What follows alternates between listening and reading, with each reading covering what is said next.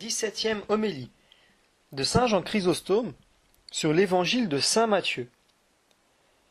Cette homélie va parler de ce que sont les regards impudiques. Nous verrons aussi cette homélie se dresser contre le luxe des femmes ainsi que les femmes des spectacles et les spectacles en eux-mêmes. Nous verrons aussi pourquoi l'ancienne loi permettait l'acte de répudiation.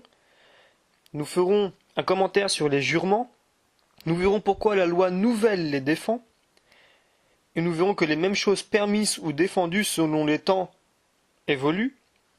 Nous verrons que la loi nouvelle est plus exigeante que l'ancienne. Nous verrons aussi de quels moyens nous pouvons utiliser pour nous défaire de mauvaises habitudes. Et nous verrons que saint Chrysostome repoussait les applaudissements dont il était l'objet.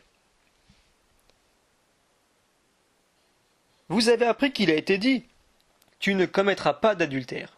Eh bien moi je vous dis, tout homme qui regarde une femme et la désire a déjà commis l'adultère avec elle dans son cœur.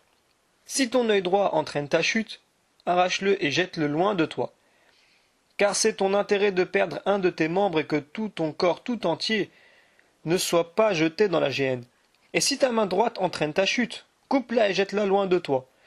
Car c'est ton intérêt de perdre un de tes membres et que ton corps tout entier ne s'en aille pas dans la géhenne.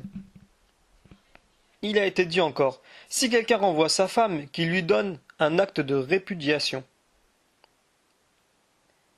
Eh bien moi je vous dis, tout homme qui renvoie sa femme, sauf en cas d'union illégitime, la pousse à l'adultère, et si quelqu'un épouse une femme renvoyée, il est adultère.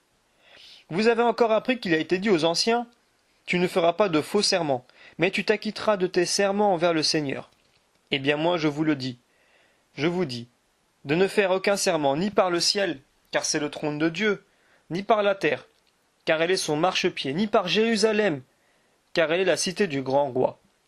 Et tu ne jureras pas non plus sur ta tête, parce que tu ne peux pas rendre un seul de tes cheveux blancs ou noirs. Quand vous dites oui, que ce soit un oui, et quand vous dites non, que ce soit un non. Tout ce qui est en plus vient du mauvais. Matthieu, chapitre 5, versets 27 à 37. Après que Jésus-Christ a pleinement éclairci ce premier commandement et qu'il l'a porté jusqu'à sa plus haute perfection, il suit l'ordre marqué dans la loi. Et il parle ensuite du second. Mais vous me direz peut-être que ce n'est pas ici le second commandement mais le troisième, puisque le premier n'est pas « vous ne tuerez point », mais celui-ci. Écoutez Israël, le Seigneur votre Dieu est le seul Seigneur. Exode chapitre 20 verset 43. Il faut donc voir pourquoi il ne commence pas par celui-là. Il ne l'a pas fait parce qu'il y aurait été obligé, et qu'il aurait été obligé d'étendre ce commandement jusqu'à sa propre personne, et de se faire connaître aux hommes en leur révélant des choses dont le temps n'était pas encore venu. Il se contentait alors de former les mœurs, voulant persuader aux hommes, d'abord par la sainteté de sa vie et par les miracles, qu'il était le Fils de Dieu. Si donc, avant d'avoir jamais rien enseigné ou rien fait, il fut venu d'abord dire aux hommes, vous savez qu'il a été dit aux anciens, je suis le Seigneur votre Dieu, et il n'y en a point d'autre que moi.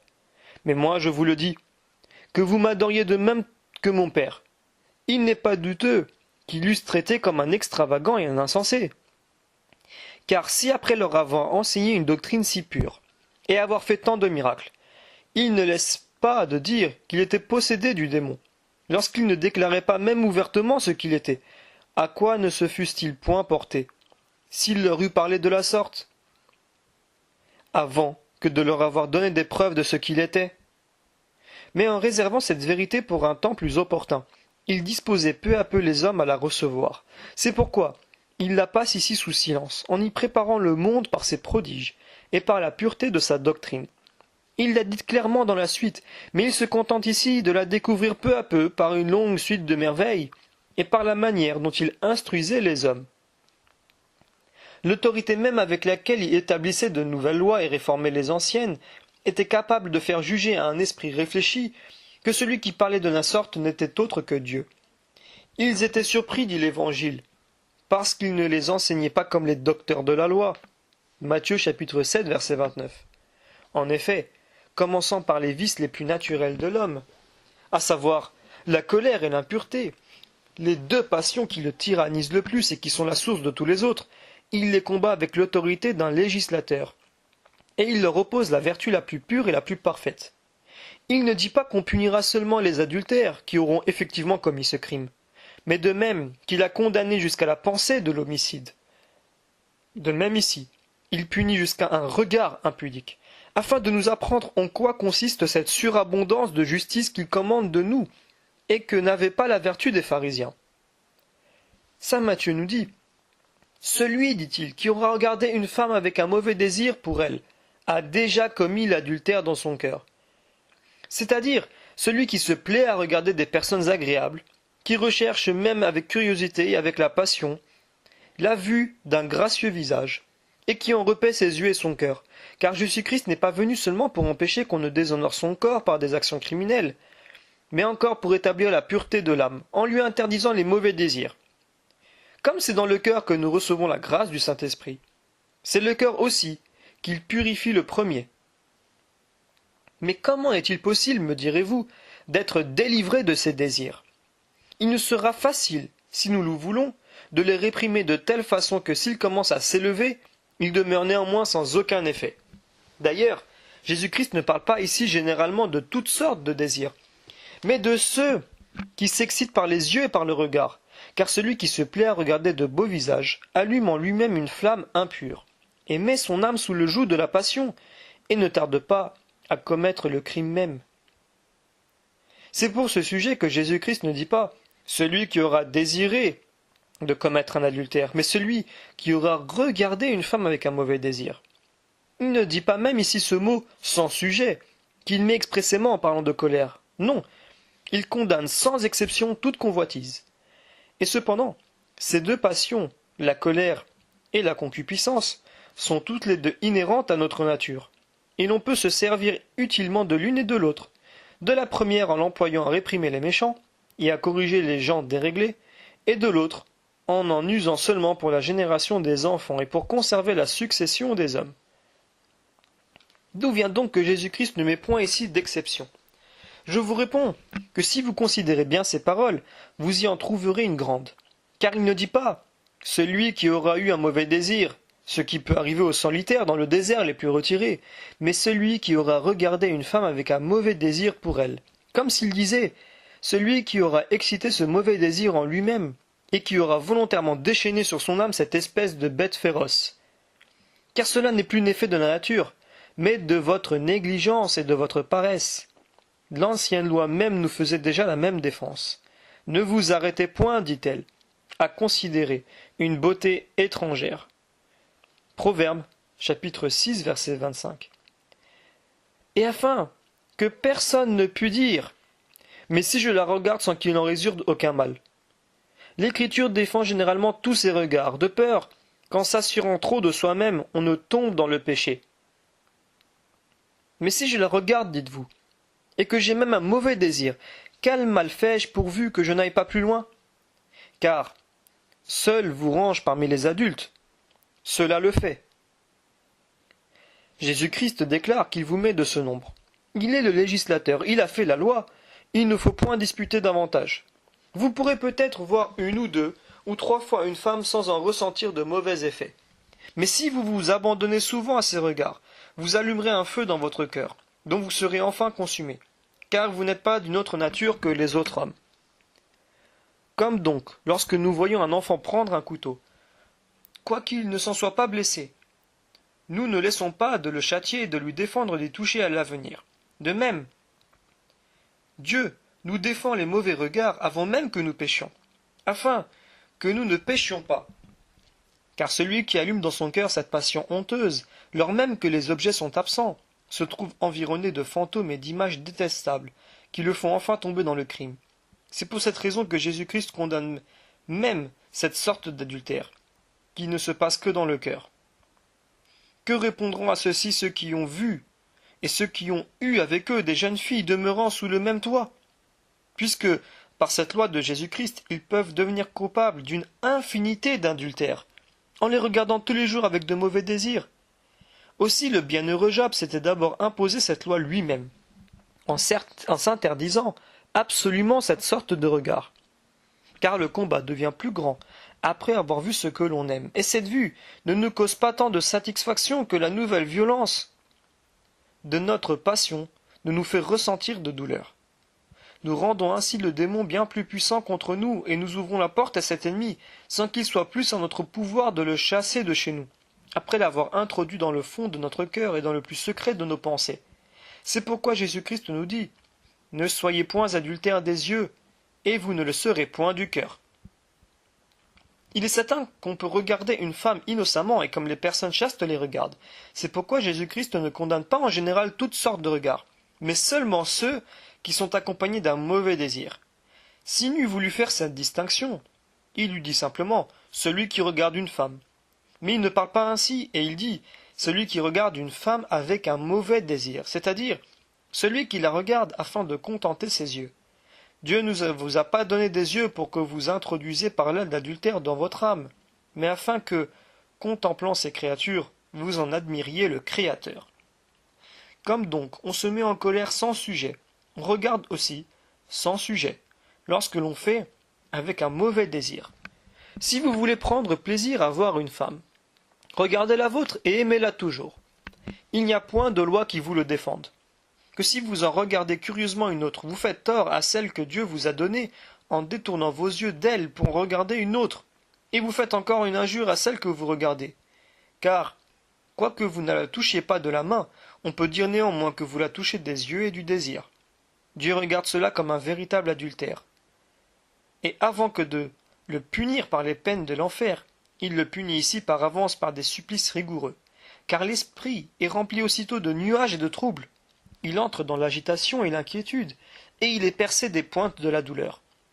Un homme en cet état est aussi misérable que les captifs qui gémissent sous leurs chaînes. Cette femme qui vous a blessé d'un de ses regards s'est retirée de vous, mais la plaie qu'elle vous a faite demeure toujours. Ou plutôt, ce n'est pas cette femme qui vous a fait cette plaie, c'est vous-même qui vous êtes blessé, en la regardant d'une manière déshonnête. Je dis ceci afin qu'on n'accuse point celles d'entre les femmes qui sont sages et modestes, que si quelqu'un prend plaisir à se parer et à se rendre agréable, et qu'elle attire ainsi sur elle les regards de tous les hommes, quoique peut-être elle ne fasse aucun mal à ceux qui la voient, elle ne laissera pas d'être punie d'un supplice extrême, car elle a mêlé le poison, elle l'a préparé, elle n'avait plus qu'à le présenter à boire, ou plutôt, elle l'a même présenté. Mais il ne s'est trouvé personne pour boire ce breuvage de mort. Quoi donc, direz-vous? Jésus-Christ parle-t-il aussi aux femmes en cet endroit? Les lois qu'il établit ici sont communes aux hommes et aux femmes, quoiqu'il s'adresse son discours particulièrement aux hommes. Quand il parle au chef, il parle à tout le corps. Il sait que l'homme et la femme ne sont qu'un et il ne les divise point. Que si vous voulez entendre un avis particulier pour les femmes, voyez ce que dit Ésaïe, qui jette tant de ridicule sur leur vanité dans leurs habits, dans leurs regards, dans leurs marchés, dans leurs robes traînantes, dans leurs démarches affectées, et dans tout le port de leur corps. Écoutez après Isaïe saint Paul, qu'il leur donne beaucoup d'avis touchants, leurs habits, leurs ornements d'or, leurs cheveux frisés, leur luxe et autres choses semblables qu'il leur défend très sévèrement. Et Jésus-Christ exprime la même pensée, quoique obscurément, car en disant « Arrachez et coupez ce qui vous scandalise ». Il montre avec quelle colère on doit traiter ces sortes de personnes. C'est pourquoi il ajoute que si votre œil droit vous est un sujet de scandale, arrachez-le et jetez-le loin de vous. Et ne dites pas « Mais quoi ? Si c'est ma parente, si c'est mon allié. » L'objection est prévenue par ces paroles. Ce sont ces personnes-là, précisément, que Jésus-Christ nous ordonne de retrancher, et non pas les membres mêmes de notre corps. Dieu nous garde de cette pensée. Il n'accuse point notre chair, mais il condamne la corruption de la volonté. Ce n'est point l'œil qui regarde, mais l'esprit et la pensée. Il arrive tous les jours que lorsque notre esprit est appliqué ailleurs, notre œil ne voit pas ceux qui sont présents parce que l'action dépend de l'esprit. Si Jésus-Christ eût parlé de nos membres, il ne nous eût pas commandé d'arracher seulement un œil, et il n'eût pas marqué particulièrement le droit, mais il y aura joint le gauche, car celui qui est scandalisé par le droit l'est sans doute aussi par le gauche. Pourquoi donc marque-t-il précisément l'œil droit et ensuite la main droite, sinon pour nous apprendre qu'il ne parle point des membres de notre corps, mais des personnes qui nous sont le plus unies. Quand vous aimeriez, dit-il, quelqu'un, de telle sorte que vous le regarderiez comme votre œil droit, ou que vous le croiriez aussi utile que votre main droite. Néanmoins, s'il nuit à votre âme, retranchez-le ardemment de vous. Et remarquez la force de ses paroles. Il ne dit pas « retirez-vous de lui », mais pour marquer une plus grande séparation, « arrachez-le », dit-il, et « jetez-le loin de vous ». Mais après un commandement si rude, ils font davantage, et par les biens que nous recevons, et par le mal que nous évitons, il en fait voir encore en demeurant toujours dans la même comparaison. Il ajoute « Car il vaut bien mieux pour vous qu'une partie de votre corps périsse que si tout votre corps était jeté dans l'enfer. Et si votre main droite vous est un sujet de scandale, coupez-la et jetez-la loin de vous. Car il vaut bien mieux pour vous qu'une partie de votre corps périsse que si tout votre corps était dans l'enfer. » Versets 29 à 30. Car, puisque cette personne ne se sauve pas elle-même et qu'elle vous perd avec elle, quelle amitié serait-ce de tomber tous deux dans le précipice, lorsqu'en se séparant, l'un des deux au moins pourrait se sauver? Pourquoi donc saint Paul, dites-vous, souhaitait-il être anathème? Ce n'était pas pour se perdre inutilement, mais pour acheter, par sa perte, le salut des autres. Mais ici, tous deux se perdent sans ressources. C'est pourquoi Jésus-Christ ne dit pas seulement « arrachez-le », mais « jetez-le loin de vous », afin que vous ne le repreniez plus s'il continue à vous être dangereux, car vous empêcherez ainsi qu'il ne soit puni davantage, et vous vous sauverez vous-même. Mais pour avoir plus clairement l'avantage de ce précepte, examinons-le en le comparant avec ce qui se passe dans notre corps. Si on nous donnait le choix, et qu'il fallut nécessairement, ou, en conservant nos deux yeux, tomber dans le précipice, ou en perdre un pour conserver tout le corps, n'est-il pas clair que nous choisirions le dernier parti, et que ce ne serait pas alors haïr son œil que de le perdre, mais aimer le reste du corps? Appliquons ceci aux personnes qui nous sont chères. Si quelqu'un vous nuit par l'affliction qu'il a pour vous, sans que vous puissiez y remédier, en le retranchant de vous, premièrement, vous empêcherez qu'il ne vous perde. Ensuite, vous le sauverez d'une condamnation plus terrible en faisant en sorte qu'il n'ait pas à rendre de compte et de ses propres péchés et de votre perte. Il est donc visible que cette loi est très douce et très charitable, quoiqu'elle semble si sévère à tant de personnes. Que ceux qui sont si ardents pour le théâtre et dont les yeux se remplissent d'adultère presque tous les jours écoutent ce que nous disons. Si Jésus-Christ nous commande de retrancher de nous nos plus intimes amis, lorsqu'ils nous sont un sujet de scandale, qui pourra excuser ceux qui, sans connaître d'ailleurs des personnes, et seulement parce qu'ils les voient tous les jours au théâtre, s'engagent dans des connaissances qui leur font naître 1000 occasions de se perdre? Jésus-Christ ne se contente pas de défendre les regards accompagnés de mauvais désirs, mais après avoir montré le mal qu'ils peuvent faire, il va plus loin et il leur donne de s'arracher l'œil et la main, et de les jeter loin de nous. Et cependant, celui qui fait cette loi qui paraît si dure, est celui-là même qui nous commande tant la charité fraternelle, ce qui nous fait voir combien il veille pour notre salut, et comme il a soin d'écarter de nous ce qui peut nous nuire. Saint Matthieu nous dit, il a été dit encore, quiconque veut quitter sa femme, qu'il lui donne un écrit, par lequel il déclare qu'il la répudie. Mais moi, je vous dis que quiconque quitte sa femme, si ce n'est en cas de fornication, la fait devenir adultère, et que quiconque épouse celle que son mari aura quittée, commet un adultère. Versets 31 et 32. Jésus-Christ ne passe à ses ordonnances plus hautes qu'après avoir purifié tout ce qu'il y avait de plus grossier. Car il nous apprend encore ici une autre espèce d'adultère. Il y avait une loi qui permettait à un homme qui avait conçu de l'aversion pour sa femme, pour quelque sujet que ce fût, de la quitter et d'en prendre une autre, pourvu qu'on lui donnât un écrit par lequel il déclarait qu'il la répudiait, afin qu'il ne fût plus permis à cette femme de le reprendre pour mari, et qu'au moins cette ombre de mariage subsistât. Car si le législateur n'eût apporté cette restriction, et qu'il eût simplement permis à un homme de répudier sa femme pour en perdre une autre, et de reprendre ensuite la première, ça aurait été une confusion effroyable. Les hommes auraient pris ainsi les femmes les uns des autres, ce qui aurait été une suite continuelle d'adultère. C'est pourquoi cet écrit de répudiation était une admirable invention de la sagesse de Dieu, car cette loi s'opposait encore à un autre mal bien plus grand. Si Dieu eût contraint les Juifs de retenir leurs femmes chez eux, l'an même qu'ils la haïssaient, ils eussent pu se porter quelquefois jusqu'à la tuer. Telle était l'humeur brutale de cette nation. S'ils ne pardonnaient pas à leurs enfants, s'ils tuaient les prophètes, s'ils répandaient le sang comme l'eau, combien auraient-ils moins épargné leurs femmes? C'est pourquoi Dieu souffrait un moindre mal, afin d'en empêcher un plus grand, car Jésus-Christ fait assez voir que ce n'était pas là l'intention principale de Dieu lorsqu'il dit « Moïse vous a permis cela à cause de la dureté de votre cœur. » Matthieu, chapitre 19, verset 8. Pour vous empêcher de tuer vos femmes dans vos maisons, et vous permettant de les chasser. Mais comme il avait déjà condamné la colère et défendu non seulement l'homicide, mais encore le moindre mouvement de haine, il lui était plus aisé d'établir cette loi touchant les femmes. Il apporte toujours les paroles de l'ancienne loi, pour faire voir comme elle s'accorde avec la nouvelle. Car sa doctrine n'est pas une destruction, mais une extension de la loi de Moïse, et bien loin de la violer, il l'accomplit et la perfectionne. Remarquez aussi qu'il s'adresse toujours aux hommes. Celui qui quitte sa femme la fait devenir adultère, et quiconque n'épouse celle que son mari a quittée commet un adultère.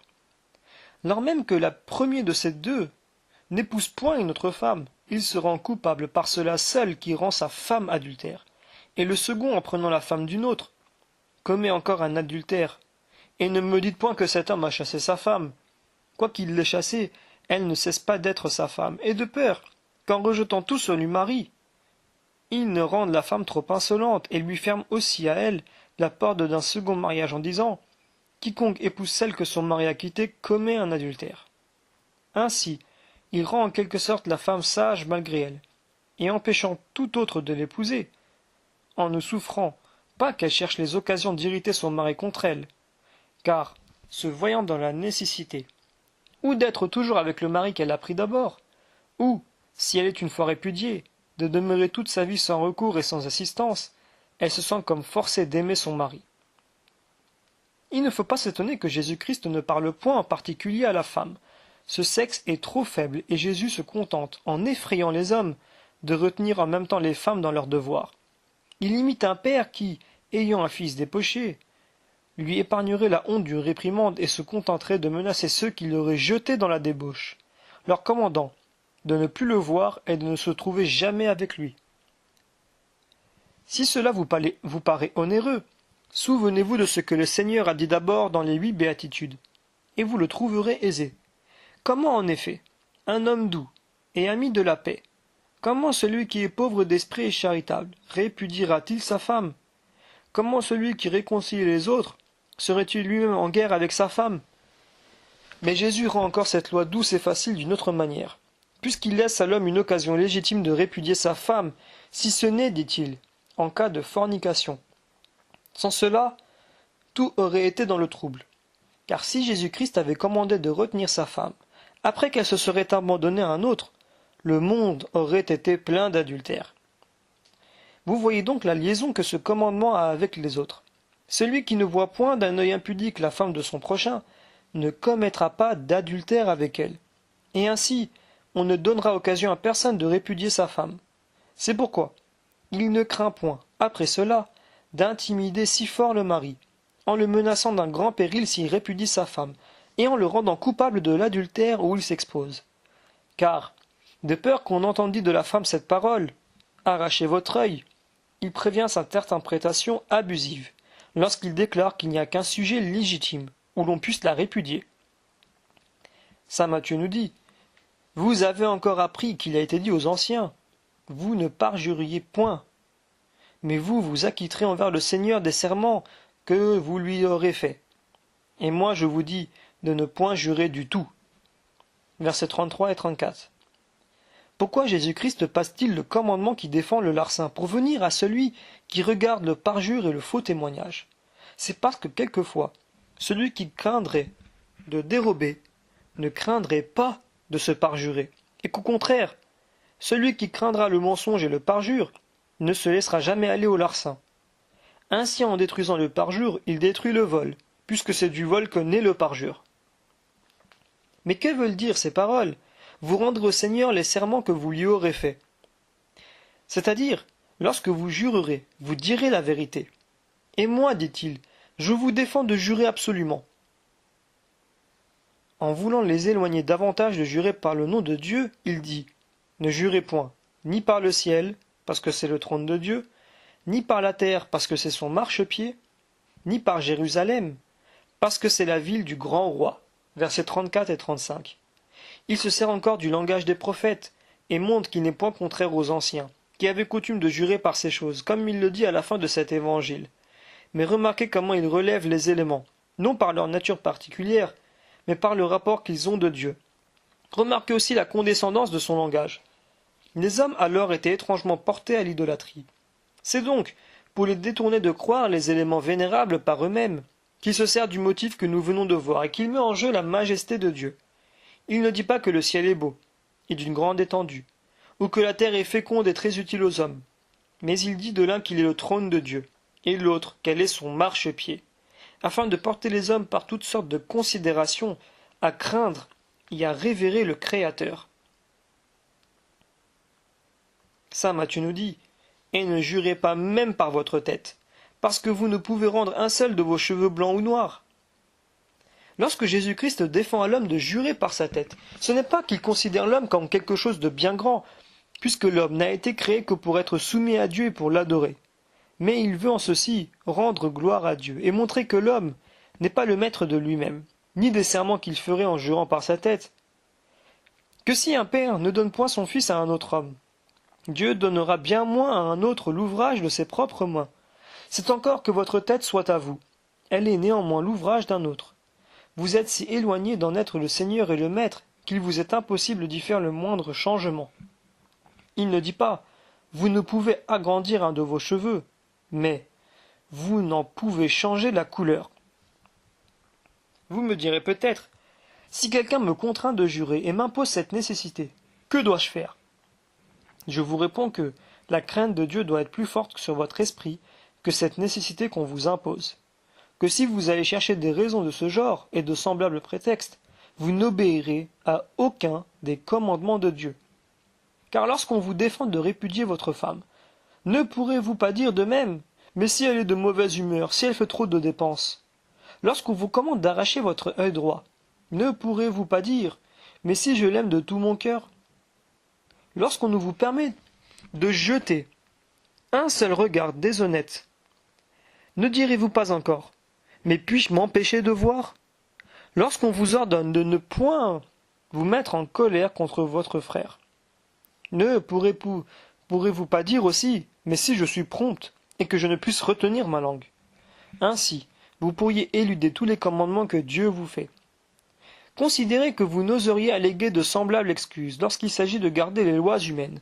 Vous n'oseriez dire « Mais si telle ou telle chose arrive, suis-je obligé de garder la loi ?» Et il faut de gré ou de force que vous vous y soumettiez si vous voulez être fidèle à la loi de Jésus-Christ. Vous ne vous trouverez pas exposé à cette nécessité de jurer, car celui qui aura écouté avec foi cette béatitude, et qui se sera mis dans l'état où Jésus-Christ le demande, sera tellement cru de tout le monde, qu'il ne trouvera personne qui le contraigne à jurer. Saint Matthieu nous dit, « Mais contentez-vous de dire « cela est » ou « cela n'est pas ». Ce qui est de plus vient du mauvais. Verset 37. Ce qui est de plus que le oui ou le non, c'est le jurement et non le parjure, puisque ce dernier étant visiblement mauvais, nous n'avons pas besoin que personne nous en avertisse. Et Jésus-Christ ne dirait pas « ce qui est de plus » en parlant d'une chose évidemment mauvaise, car ce qui est de plus, c'est le superflu, le surajouté, ce qui dépasse le nécessaire, tel qu'est le jurement. Vous me direz peut-être, si le serment vient d'une mauvaise cause, pourquoi Dieu le commande-t-il par la loi? Vous pourrez demander la même chose touchant le divorce. Pourquoi ce qui est un adultère maintenant était-il permis autrefois? Que pouvons-nous répondre à cela, sinon que la faiblesse de ce peuple obligeait Dieu à user de condescendance dans les lois qu'il lui donnait? N'était-il pas de même indigné de Dieu d'être honoré par la fumée des holocaustes? Mais il se proportionnait à ce peuple comme un homme sage prend un enfant, le langage des enfants, avec lui. Mais depuis que Dieu nous a instruits de véritables vertus, le divorce passe pour un adultère, et le jurement est défendu comme venant d'un mauvais principe. Si ces premières lois avaient eu le démon pour auteur, elles n'auraient pas produit tant de bons effets. Si la loi ancienne n'avait précédé la nouvelle, celle-ci n'aurait pas été si facilement reçue. N'accusez donc point d'être sans vertu, une loi dont l'usage n'a plus de raison. Elle a servi en son temps, et nous pouvons dire qu'elle se sert encore aujourd'hui. Rien ne montre mieux son utilité que le reproche même qu'on lui fait de n'en avoir pas. C'est sa gloire qu'on en juge de la sorte. Car si elle ne nous avait nourris d'abord d'une manière proportionnée à notre faiblesse, et si elle ne nous avait ainsi rendus capables de quelque chose de plus grand, nous n'aurions pu jamais en porter un semblable jugement. Ainsi, la mamelle d'une nourrice paraît inutile lorsqu'elle a nourri l'enfant, et qu'elle l'a rendu capable d'une nourriture plus solide. On ne la considère plus alors, et le père qui l'a regardée auparavant comme étant si nécessaire à son fils, s'en moque ensuite. Plusieurs même y mettent quelque chose d'amer, afin que, n'en pouvant retirer l'enfant par des paroles, ils arrêtent par cette amertume l'inclination violente qui sans cesse les ramène. Ainsi Jésus-Christ dit que le jurement venait d'un mauvais principe, non pour marquer que la loi ancienne vient du démon, mais pour porter les hommes avec plus de force à se séparer de ces observances désormais trop imparfaites. C'est ainsi qu'il agit avec ses disciples.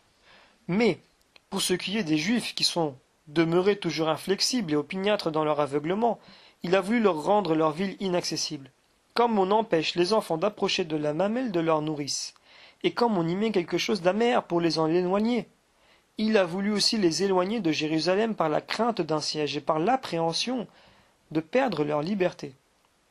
Et parce que cela ne suffisait pas pour les écarter, et qu'ils désiraient toujours de revoir leur ville, comme un enfant qui veut reprendre la mamelle de sa nourrice, Dieu se vit enfin réduit à la cacher entièrement, à la détruire tout à fait et à disperser la plupart d'entre eux dans des pays éloignés, les traitant comme ces animaux qu'on enferme et qu'on sépare de leur mère lorsqu'on veut les en sevrer, afin que la longueur du temps leur apprenne à se désaccoutumer enfin de cette nourriture, et comme du lait de la loi, pour passer à une autre plus solide. Si l'ancienne loi avait eu le démon pour auteur, elle n'aurait jamais défendu l'idolâtrie, et elle en eût fait un commandement exprès, puisque le démon n'aime rien, tant que cette impiété sacrilège. Cependant, nous voyons tout le contraire, et c'est pour cela même qu'il permettait de jurer. Et afin que les hommes ne jurassent point par les idoles, jurez, leur dit-elle, par le véritable Dieu. Il est donc vrai que la loi ancienne a été très utile, puisqu'elle a élevé les hommes pendant leur enfance, et qu'elle les a rendus capables d'une nourriture plus solide. Mais quoi? Me direz-vous, est-ce un mal que de jurer? Oui, c'en est un, depuis que règne la perfection évangélique. Mais auparavant ce n'était pas un mal. Vous me répondrez sans doute. Comment ce qui était autrefois un bien est-il devenu maintenant un mal? Et moi je vous demande au contraire, comment peut-on nier que ce qui est bon en un temps ne l'est plus en un autre, puisque nous voyons cette vérité dans tous les arts, dans tous les fruits de la terre et dans toute la nature. Considérez premièrement ce qui se passe dans notre enfance. C'est un bien lorsqu'on est enfant, d'être sur les bras, mais ce serait un mal de l'être encore lorsqu'on est homme. C'est un bien quand on est petit, de sucer le lait d'une nourrice, mais ce serait un mal de le faire quand on est grand. L'enfant au berceau veut qu'on lui mâche sa nourriture, tandis que cela répugnerait à l'homme fait. Ainsi, vous voyez que la différence des temps rend les mêmes choses tantôt bonnes, tantôt mauvaises. Un habit d'enfant sied bien à un enfant, mais il serait insupportable dans un homme. Ce qui est de même propre à l'homme ne l'est pas à un enfant. Habiller un enfant en homme, tout le monde s'en ira. Et cet habit même pourrait le faire tomber. Donnez à un enfant le soin du commerce, d'une ferme, des affaires civiles, et tout le monde se moquera de vous. Mais que dis-je? Nous avons encore des preuves plus grandes de cette vérité. L'homicide est certainement l'ouvrage du démon. Et néanmoins, un homicide a mérité, a fini l'honneur du sacerdoce. Jésus-Christ, lorsqu'il disait aux Juifs « Vous voulez exécuter les désirs de votre père », il a été homicide dès le commencement. Jean chapitre 8, verset 44. Cela fait assez voir que c'est le démon qui a appris à tuer les hommes. Et néanmoins, Phiné tue un homme. Et ce meurtre lui est imputé à justice à Abraham, pour avoir voulu tuer un homme seulement, mais son propre fils, ce qui est plus grave, en devient plus juste et plus agréable aux yeux de Dieu. Saint Pierre tue Ananie et Saphira, et il les tue par un mouvement du Saint-Esprit. Ne regardons pas les choses, mes frères, comme elles paraissent à l'extérieur.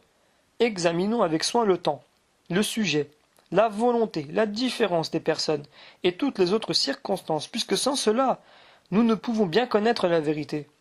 Efforçons-nous, si nous voulons entrer dans le royaume de Dieu, de faire plus de bonnes œuvres et d'aller au-delà de la justice de la loi, puisqu'autrement nous ne devons point prétendre d'avoir aucune part au ciel. Si nous nous bornons à la vertu des anciens, les portes célestes nous seront fermées. Car si votre justice n'est plus abondante, dit Jésus-Christ, que celle des scribes et des pharisiens, vous n'entrerez point dans le royaume des cieux. Et cependant, après cette menace, il y a des personnes qui non seulement ne surpassent point la vertu des anciens, mais qui même en sont encore très éloignées. Bien loin d'éviter de jurer, ils se parjurent. Bien loin de s'empêcher de jeter un regard impur, ils s'abandonnent à des actions brutales. Ils commettent, sans aucune crainte, tout ce que Jésus-Christ nous défend. Et il ne leur reste plus que de trouver ce jour qui vengera tous leurs crimes, et qui les punira avec une extrême rigueur, puisque c'est là le partage de ceux qui finissent leur vie dans le péché. Il faut que ceux qui vivent de la sorte désespèrent de leur salut, et qu'ils n'attendent plus que la punition de leurs crimes. Pour ceux qui ont encore du temps et de la vie, ils peuvent combattre, et vaincre aisément leurs ennemis, et mériter ainsi la couronne. Ne vous laissez donc pas abattre par la négligence, et ne perdez point courage. Ce qu'on vous commande n'est point pénible. Quelle peine y a-t-il à ne point jurer? Faut-il pour cela dépenser beaucoup d'argent? Faut-il y employer beaucoup de travail? Il suffit de le vouloir, et tout ce qu'on vous commande sera accompli. Quand si vous vous excusez sur votre mauvaise habitude, c'est par cela même que je veux vous faire voir qu'il vous est aisé de vous corriger, car aussitôt que vous aurez pris une habitude contraire, vous aurez gagné ce que vous voulez. On en a vu autrefois parmi les païens, qui, ayant une difficulté de langue, l'ont surmontée par leurs soins et se sont corrigés de ce défaut. D'autres qui remuaient sans cesse les épaules d'une façon disgracieuse, se sont fait des violences pour perdre cette habitude jusqu'à arrêter ce mouvement dans leur corps, par la pointe d'une épée nue. Puisque l'Écriture ne vous persuade pas, je suis contraint de vous exciter par l'exemple de ces idolâtres. Dieu, traitant ainsi les Juifs lorsqu'il leur disait « Allez dans les îles de Sétim et envoyez le pays de Cédar et voyez si ces peuples ont quitté leur Dieu, quoique certainement ils ne soient pas Dieu. » Jérémie chapitre 2 verset 10. Il renvoie même quelquefois l'homme à l'exemple des bêtes. Il dit aux paresseux « Allez à la fourmi, allez à l'abeille, et imitez leur activité et leur travail. » Je suis donc aujourd'hui cet exemple, et je vous dis, jetez les yeux sur ces philosophes païens, et vous reconnaîtrez de quel supplice sont dignes ceux qui méprisent la loi de Dieu. Puisque ceux-là, pour avoir l'extérieur un peu mieux réglé, ont enduré tant de maux, et que vous ne voulez rien faire de semblable pour gagner le ciel. Que si après cela vous dites que la longue habitude est difficile à vaincre, et qu'elle ne trompe souvent ceux qui se teignent le plus sur leur garde, j'en demeure d'accord avec vous. Mais je vous dis en même temps que comme elle peut aisément vous surprendre, vous pouvez aussi aisément le vaincre. Car si vous donnez ordre à quelqu'un de chez vous de vous avertir, comme à un domestique, à votre femme, à quelque ami, vous vous dégagerez bientôt de votre habitude. Mais si vous prenez cette peine seulement durant 10 jours, il ne vous en faudra pas davantage. Vous serez dans une paisible assurance, et cette nouvelle habitude que vous contracterez vous rendra ferme contre la mauvaise. Si, lorsque vous entreprendrez ainsi de vous corriger, vous tombez une ou deux ou plusieurs fois, ne vous découragez pas. Relevez-vous aussitôt, revenez au combat avec ardeur, et vous remporterez enfin la victoire. Le parjure n'est pas un péché peu considérable. Et si le simple jurement vient du mauvais, jugez de quel supplice le parjure sera puni. Vous applaudissez à ce que je dis, mais ce ne sont point ces applaudissements ni ces acclamations que je cherche. Tout mon désir est que vous écoutiez paisiblement et modestement ce que je vous prescris, et que vous soyez fidèles à le pratiquer. Ce sont là les acclamations que je cherche et les applaudissements que je désire. que si vous vous contentez de louer ce que je dis sans le pratiquer. Vous vous attirez un plus grand supplice et une condamnation plus sévère, et vous vous couvrez vous-même de honte. Vous n'êtes pas ici au théâtre, et vous ne vous y assemblez pas pour écouter des comédiens et leur applaudir. C'est ici une école toute sainte, et tout ce que vous avez à faire, c'est de mettre en pratique ce que vous entendez et de témoigner votre obéissance par vos actions. Ce sera alors que je me tiendrai bien récompensé de toutes mes peines. Mais maintenant, je vous avoue que je suis presque réduit au désespoir. Quoique je ne cesse point de vous instruire, et en particulier et en public, je n'en remarque aucun fruit, et vous êtes encore comme aux premiers éléments de la vie spirituelle. Ce qui abat sans tout et qui décourage beaucoup un pasteur. Considérez que saint Paul même témoigne une extrême peine de voir les chrétiens toujours dans la bassesse des premières instructions. Au lieu que, depuis le temps qu'on vous instruit, dit-il aux Hébreux, vous devriez déjà être maître, vous avez besoin encore qu'on vous apprenne les rudiments, par où l'on commence à expliquer la parole de Dieu. Hébreux chapitre 5 verset 12. C'est le sujet de notre douleur et de nos gémissements. Et si vous demeurez toujours les mêmes, je vous interdirai l'entrée de l'Église et la participation des sacrés mystères, comme aux impudiques, aux adultères et aux homicides. Car il vaut bien mieux offrir à Dieu notre prière avec 2 ou 3 qui gardent ses commandements, que d'assembler une foule de personnes corrompues, qui se perdent et perdent les autres. Que les riches, que les grands ne s'élèvent point ici contre moi, qu'ils ne me regardent point avec indignation. Je me ris de leur colère, et leurs menaces sont pour moi une fable, une ombre et un songe. Ces riches ne me défendront pas un jour quand Dieu m'accusera à son tribunal, et qu'il me reprochera de n'avoir pas soutenu avec vigueur la sainteté de ses commandements. C'est ce qui perdit autrefois cet admirable vieillard Élie, qui était irrépréhensible d'ailleurs. L'indifférence avec laquelle il vit ses enfants fouler aux pieds la loi de Dieu attira sa colère sur lui et sur eux, et il en fut puni d'une manière terrible, que si dans une rencontre où la nature qui a tant d'empire pouvait jusqu'à un certain point servir d'excuse, cet homme néanmoins fut puni avec tant de rigueur, parce qu'il n'avait pas été assez sévère à réprimer ses enfants. Quelle excuse nous restera-t-il à nous autres, si, sans être surpris comme lui par cette tendresse naturelle, nous corrompons néanmoins les hommes par notre indulgence et nos flatteries? Afin donc que vous ne vous perdiez pas avec vous-même, je vous conjure de vous rendre à ce que je vous dis. Priez autant de personnes que vous pourrez, de vous avertir, quand vous jurerez, pour vous défaire peu à peu de cette mauvaise habitude. C'est ainsi que, vous avançant dans la vertu, elle vous deviendra aisée de plus en plus, et que vous mériterez de jouir des biens à venir. Par la grâce et la miséricorde de notre Seigneur Jésus-Christ, à qui est la gloire et l'empire, dans tous les siècles des siècles. Amen.